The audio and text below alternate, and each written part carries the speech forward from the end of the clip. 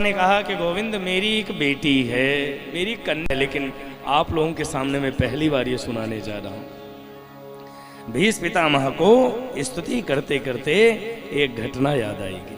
कौन सी घटना याद आई? जब महाभारत का युद्ध हो रहा था तो कई दिन युद्ध हो गए, लेकिन पांडवों का बाल बांका नहीं हुआ। बहुत ध्यान से सुनिएगा। तो एक दिन दुर्योधन ने कहा कि पितामह, आप केवल दिखावे के लिए हमारी तरफ से लड़ाई कर रहे हो, अंदर से तो आप पांडवों की तरफ ही हो।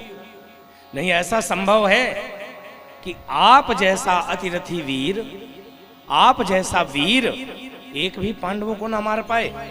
पितामह, आप हमारे साथ अन्याय कर रहे हो। और दुर्योधन इतने कटु वचन कहे कि भीष्म पितामह क्रोध में आ गए और भीष्म पितामह ने कह दिया कि दुर्योधन सुन, कल मैं एक पांडव को मार दूंगा, वचन देता हूं कि कल मैं एक पांडव को मार दूंगा। और एक काम और करना, आज जब मैं संध्या के समय संध्या करने बैठूं तो अपनी पत्नी को भेज देना, मैं उसको आशीर्वाद दे दूंगा तो उसका सौभाग्य अमर हो जाएगा। और जैसे भीष्म पितामह ने संकल्प किया, पांडवों के दल में तुथल पुथल मच गई महाराज, क्योंकि अरे गहरे नत्थु खैरे ने तो वचन लिया नहीं था, भीष्म पितामह ने लिया। अब पांडव डरे डरे दौड़े दौड़े कृष्ण के पास गए, बोले प्रभु पितामह ने तो ऐसा वचन ले लिया है, अब बताइए क्या होगा। तो भीष्म भगवान ने, द्वारिकाधीश ने कहा कि वचन लिया है तो पितामह कर भी सकते हैं ऐसा। सबने कहा कि द्वारिकाधीश अब आप ही कुछ उपाय करो। अब भगवान द्वारिकाधीश ने कहा कि चलो देखता हूं। इधर जैसे ही संध्या काल हुई तो दुर्योधन की पत्नी भीष्म पितामह का आशीर्वाद लेने जा रही थी। अच्छा, भीष्म पितामह ने कहा था कि अकेले भेजना, कोई उसके साथ आए ना। अब ये दौड़े दौड़े आशीर्वाद लेने जा रही थी तो रास्ते में मिल गए कन्हैया। भगवान ने दुर्योधन की पत्नी से कहा कि कहाँ जा रही हो? तो दुर्योधन की पत्नी ने कहा कि पितामह भीष्म ने बुलाया है आशीर्वाद देने के लिए। भगवान ने कहा, अरे बड़ी पागल हो, एक तो वो तुम्हारी सेना के सेनापति नहीं लौटी तो भगवान दौड़े दौड़े किसके पास गए? द्रौपदी के पास गए। बोले चल बढ़िया श्रृंगार कर, तैयार हो जा, चलना है। द्रौपदी ने कहा किसी पार्टी में चलना है? हाँ हाँ पार्टी में चलना है, चल। और द्रौपदी को बढ़िया तैयार किया और तैयार करके द्रौपदी के साथ भगवान भी चल पड़े। जैसे भगवान चले तो पता है आज भगवान चले लेकिन द्रौपदी की दासी बनकर चले। द्रौपदी की दासी बन, साड़ी पहन ली महाराज, पल्लू सिर में ढक लिया, क्योंकि कोई यदि जा सकती थी तो दासी, और कोई नहीं जा सकता, तो दासी बनकर भगवान गए। भीष्म पितामह अंदर अपने शिविर में बैठकर समाधि में बैठे थे। भगवान द्वारिकाधीश द्रौपदी को लेकर गए और खुद तो बाहर खड़े रहे और अंदर किसे भेजा? द्रौपदी को। और किसी कवि ने बड़ा सुंदर वर्णन किया है महाराज, खुद तो बाहर खड़े रहे, भीतर भेजा पांचाली को, यतिवर बाबा के चरणों में जाकर अपना मस्तक रख दो। भगवान ने द्रौपदी से कहा कि द्रौपदी मैं बाहर खड़ा हूं, तुम जाओ और भीष्म पितामह के चरणों में प्रणाम करो। द्रौपदी अंदर गई तो क्या देखा?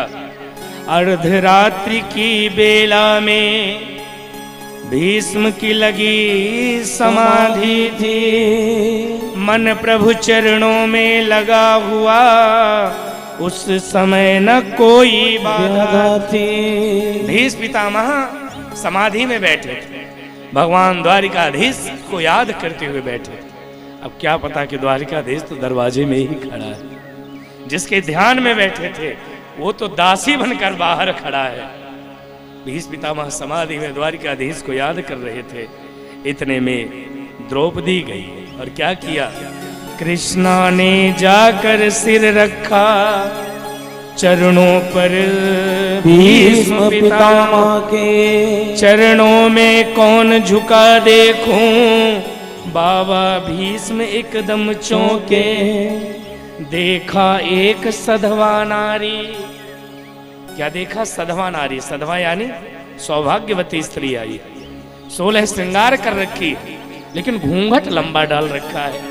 क्या देखा भीष्म पितामह ने?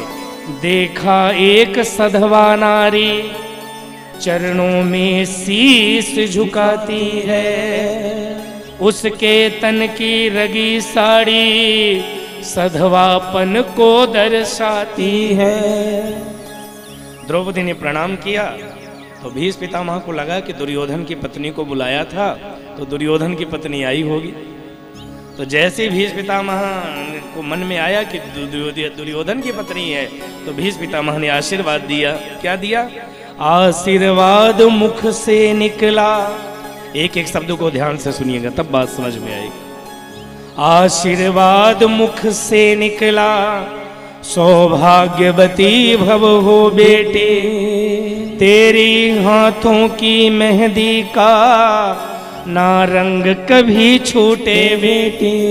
सौभाग्यवती हो पुत्री, और मैं आशीर्वाद देता हूं कि तेरे हाथों की मेहंदी का कभी रंग ना छूटे, तेरे मांग का सिंदूर ना उजड़े। आशीर्वाद दे दिया। और क्या कहा? सौभाग्य तुम्हारा अचल रहे। ए पुत्री, ये जो सौभाग्य है तुम्हारा ये सदैव अचल रहे। सौभाग्य तुम्हारा अचल रहे, सिंदूर से मांग न खाली हो, वर देता हूँ तुझको बेटी, तू वीर कुमारों वाली हो। हे पुत्री, आशीर्वाद देता हूँ कि तेरी मांग कभी सिंदूर से ना खाली हो, हमेशा तो सौभाग्यवान रहे। और जब आशीर्वाद दिया तो द्रौपदी ने पता है क्या किया? द्रौपदी ने तुरंत घूंघट ऊपर कर दिया। और जैसे घूंघट ऊपर किया भीष्म पितामह चौंक गए। महाराज चौंक गए भीष्म पितामह। भीष्म पितामह ने कहा, मैंने तो दुर्योधन की पत्नी को बुलाया था, तू यहां कैसे आई? लेकिन उसी समय द्रौपदी बोल पड़ी। क्या कहा द्रौपदी ने? सुनकर कृष्णा ने तुरंत कहा, बाबा ये क्या बतलाते हो, कल और आज कुछ और कहा, तुम सत्यव्रती कहलाते हो। हे भीष्म पितामह, मैं कौन से वचन को पक्का मानूं, कौन से वचन को सत्य मानूं? जो कल दुर्योधन को कहा था या जो आज मुझे कहा है? कल आपने दुर्योधन को कहा था कि मैं एक पांडव को मार दूंगा, और आज मुझे सौभाग्यवती होने का आशीर्वाद दे रहे हो। तो सुनिए, आपने कहा ना कि आप एक भी अभी सौभाग्यवती का आशीर्वाद दिया, और वहां दुर्योधन से कहा कि कल एक पांडव को मार दूंगा। अब कौन सी बात को सत्य मानूं? तो सुनिए पितामह, अब बताइए, आप मेरे प्रश्न का उत्तर दीजिए। आपने कल वचन लिया है कि मैं एक पांडव को मार दूंगा, और यदि एक भी पांडव मारा जाएगा तो क्या होगा? सुनिए पितामह, और क्या सुंदर वर्णन किया कवि ने। मेहंदी का रंग तो रहने दो, तुम्ही ने वचन लिया है पितामह। द्रौपदी ने क्या कहा? मेहंदी का रंग तो रहने दो, साड़ी का रंग उड़ाओ ना। जो रंग बिरंगी साड़ी पहनती हूं इसको सफेद रंग में मत डालो। मेहंदी का रंग तो रहने दो, साड़ी का रंग उड़ाओ ना, सिंदूर जो मेरी मांग का है, बाणों से उसे मिटाओ ना। हे पितामह, यदि मेरा एक भी पति मारा जाएगा तो ये बताओ, क्या मैं विधवा नहीं हो जाऊंगी? मेरे 5 पतियों में से, अब द्रौपदी को भगवान ने सिखा पढ़ा के भेजा था। अब द्रौपदी की आंखों में अश्रु बहने लगे, और क्या कहा? मेरे 5 पतियों में से जो एक भी मारा जाएगा, आशीर्वाद तेरा बाबा क्या झूठा नहीं कहाएगा। द्रौपदी ने कहा कि मेरे 5 पतियों में से एक भी मारा जाएगा तो जो आपने सौभाग्यवती होने का आशीर्वाद दिया है यह आशीर्वाद झूठा हो जाएगा। और जैसे ही कहा, भीष्म पितामह को याद आया कि मैंने तो दुर्योधन की पत्नी को बुलाया था, हाथों में माला जप रहे थे, हाथों से माला गिर गई। महाराज चौंक गए पितामह। और क्या घटना घटी? तब आया होश पितामह को, हाथों से माला छूट गई, मन प्रभु चरणों में लगा हुआ, चित चोर समाधि टूट गई। हाथों से माला गिर गई, समाधि छूट गई और कहा बेटी मैं तेरे हर प्रश्नों का उत्तर दूंगा, लेकिन सत्य बता, तू यहां आई तो नहीं है, तुझे लाया गया है। मेरा मन कहता है तेरी इतनी बुद्धि नहीं है, तो सत्य बता बेटी कि तुझे कौन लाया है। और मेरा मन कहता है जो लाया है वो यहीं आसपास ही है, क्योंकि जैसे भगवान, आप जब द्वारिकाधीश के मंदिर में जाते हो तो भगवान के अंदर जो तुलसी की मंजरी की माला पड़ी रहती है, उस माला की सुगंध आने लगती है कि नहीं? ऐसे भीष्म पितामह को तुलसी की मंजरी की सुगंध आ रही थी। भीष्म पितामह मन ही मन समझ तो गए कि कोई और नहीं, द्वारिकाधीश ही आए, लेकिन द्रौपदी से कहते, द्रौपदी से क्या कहा? बोले बेटी इन प्रश्नों का उत्तर पीछे दे पाऊंगा, तेरे सुहाग का निर्णय भी बेटी पीछे कर पाऊंगा।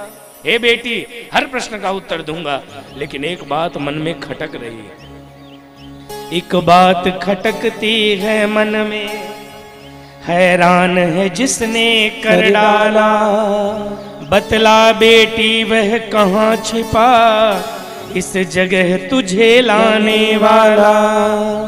बेटी बता वो कहाँ, तू अपनी बुद्धि से तो मेरे पास नहीं आई, तुझे कोई लाया है, बता कहाँ।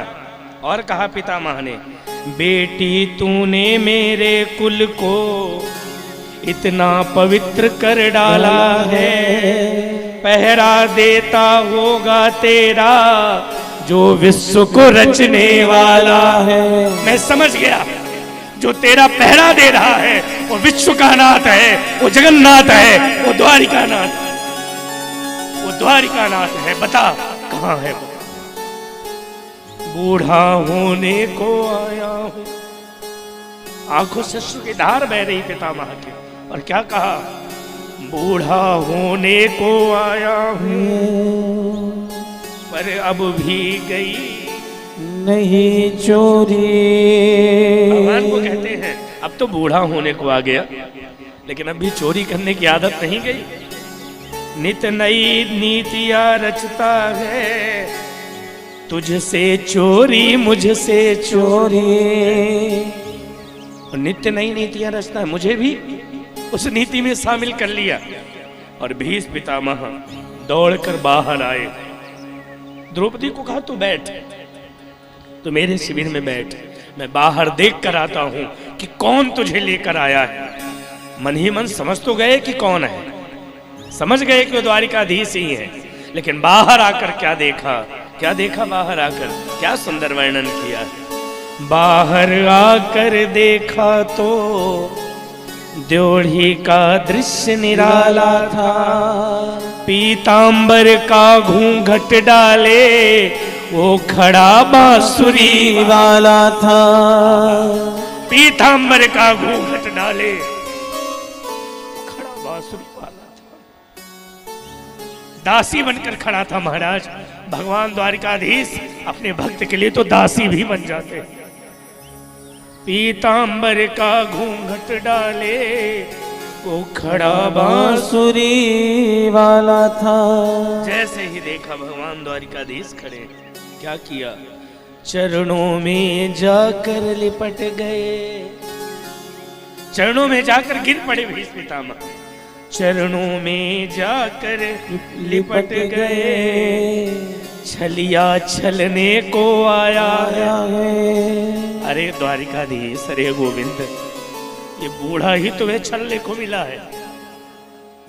इतनी बड़ी दुनिया में तुम्हें मैं ही छलने को मिला हूं।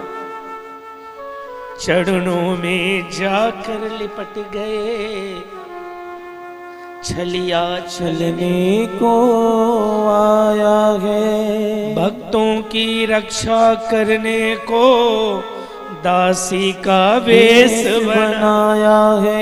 अरे गोविंद, अरे कृष्ण, तू क्या क्या बन जाता है रे। इसलिए पंक्ति में हमेशा गाता हूं,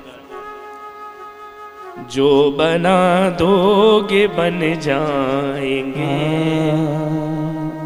जहां भेजो चले जाएंगे।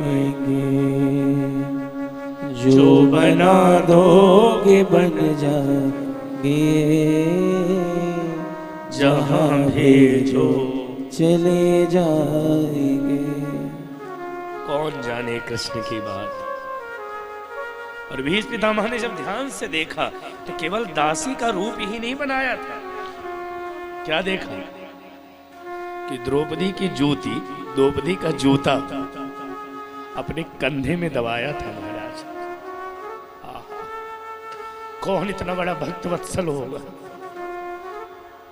कौन भगवान द्वारिकाधीश के जैसा भक्त वत्सल होगा जो अपने भक्त के जूते भी अपने कंधे पर दबा लेता।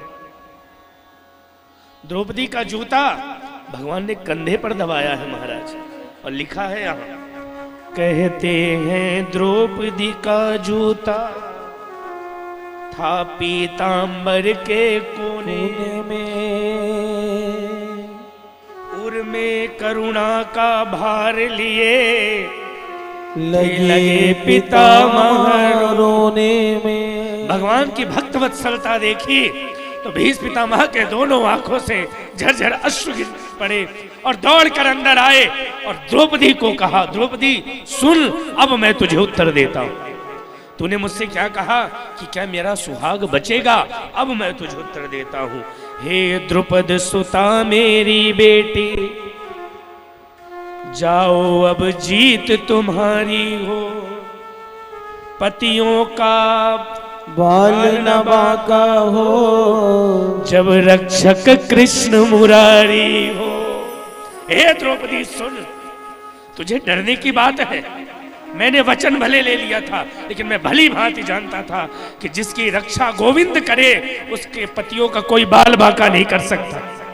तू जा, मैं वचन देता हूं, आशीर्वाद देता हूं कि तेरी मांग कभी नहीं उजड़ेगी, तू जा। और द्रौपदी पितामह का आशीर्वाद लेके चल पड़ी। जैसी द्रौपदी चली तो पीछे पीछे कन्हैया भी चल पड़े। जैसी द्वारिकाधीश चलने लगे तो भीष्म पितामह ने पीतांबर पकड़कर खींचा, कहा तुम रुको, उसे जाने दो, तुम रुको, तुमसे तो भी हिसाब बराबर करना है, क्योंकि मेरी बात और तुम्हारी बात या तो तुम जानो